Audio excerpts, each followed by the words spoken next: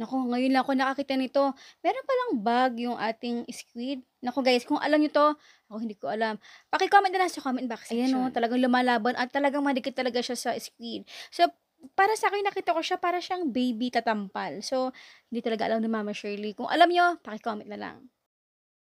Okay, so tara wala na pagtumpik-tumpik pa. Dahil ngayong araw na ito, ay naku napakasarap na recipe natin na tamang-tama sa tag-ulan with sotanghon. So sa palengke nakabili tayo ng half kilo ng puset. Sabi ng tatay ko medyo napamahal daw ako ng bili kasi ang bill ko dito ay ₱200 samantalang nabibili niya sa ibang, tindera ay ₱150 lang. Nga pala bago natin ito gawin ay, binabad ko muna sa tubig yung ating dalawang sotanghon.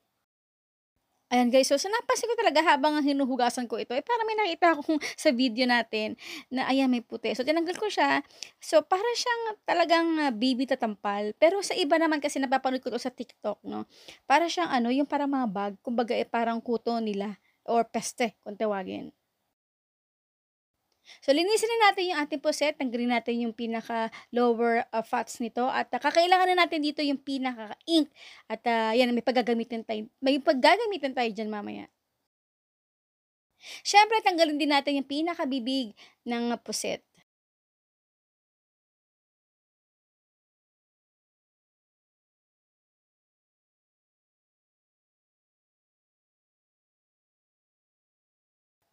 Ipunin lang natin iyan at ilagay sa maliit na mangkok. Okay. So dito guys, kalahating kilong puset. Pero yung pinakaulo ng ating puset ay hiniwalay ko at yung pinaka-body nito ay hiniwalay ko rin. Kasi ang gusto ko lang talaga gamitin dito ay yung pinaka-body at yung ulo nito ay, ilalagay ko siya sa freezer at mag-iipon muna ako ng mga iilan para sa ating panibagong recipe. Ang ating puset ay may sukat approximately na mga 3 inches. So medyo nalalakihan pa ako ng konti kaya dinivide ko 'to into 3.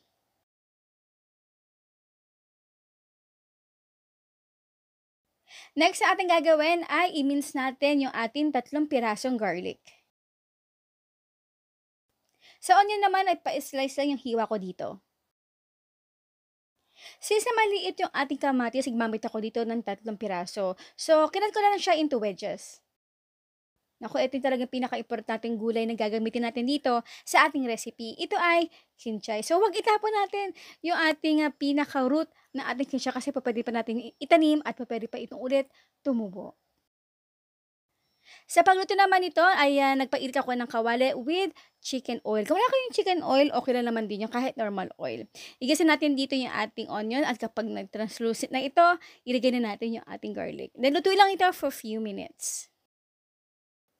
Then nilagyan na natin yung ating kamatis. Dito talaga kailangan na lutong-luto yung ating kamatis, so talagang durug-durog. So kailangan habang nga ito'y niluluto ay halu-haluin at ayan, pinipress ko talaga siya para mas mapadali ang pagluto nito. Kapag durog na durog na durog na talaga siya, ilagay na natin yung ating beef bouillon or beef cubes. Ito yung talaga pampalasa at mas lalo pa talaga siyang lumalasa kapag ito'y binubusa.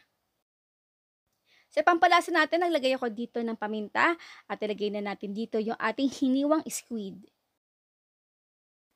Lutuin lang ito for a few minutes. Kapag nakikita na natin na lahat namumuti na yung pinakamit ito, ilagay na natin yung ating ink. Haluin lang muna natin ito hanggang sa mag-well distribute yung itim o yung tinta dito sa ating niluluto. So mga kulang-kulang na 30 minutes natin na ibabad yung ating dalawang maliit na sotanghon. Pero wag natin isasama yung pinagbabada natin dito ha. Para naman hindi masyadong mahaba yung ating sotanghon ay, ginupitan ko ito sa gitna. Pero kung gusto niyo naman o trip niyo naman talaga na mahaba talaga ay huwag niyo na gupitin. Puwede niyo na itong i-skip. Haluin lang natin ito, then i-simmer natin ito for 3 to 5 minutes. Pero bago yon, kapag nakikita na natin yung ating niluluto ay tuyo na, magdagdag pa tayo ng another 1 cup of water. Siyempre, huwag kalimutan yung ating kinchay. So dito talaga makakagrabe yung aming recipe at tradisyon na sa aming pamilya na hindi namin masyado nilalagyan ng sabaw or tubig itong ating sotanghon. Kasi gusto namin ma-maintain yung lasa ng squid at the same time, yung instead na with rice itong kainin, ay ito na talaga. As in talagang full pack na itong ating recipe ulam. So, itong recipe na 'to ay hindi natin matatawag na soup kasi nga wala masyadong sabaw. Hindi rin ito matatawag na para siyang gravy kasi, meron siyang kaunting kahit papaano na tubig. So, yung katamtaman lang talaga. Ito talaga personally yung bata pa lang talaga ako minsan na dito ako napapalpakan. So, kapagka ako'y na-o-overwhelm talaga at feeling ko luto na yung ating sotanghon at napakuluan ko na ito ng 15 minutes, feeling ko luto na, pero hindi pa pala. So, mag-hintay pa tayo o dapat natin talaga 'to pakuluan ng mga 20 to 30 minutes. Pero kung talaga nanunuyo na yung ating nalagay na tubig, ay magdagdag pa tayo ng kaunti. Then timplahan natin ito sa dulo. Ayan, ayan, ayan, nagtitikiman portion na tayo, pero hindi ko 'to papalagpasin. Ang tanong ni Mama Shirley, ilang sotanghon ang ginamit natin dito sa ating recipe?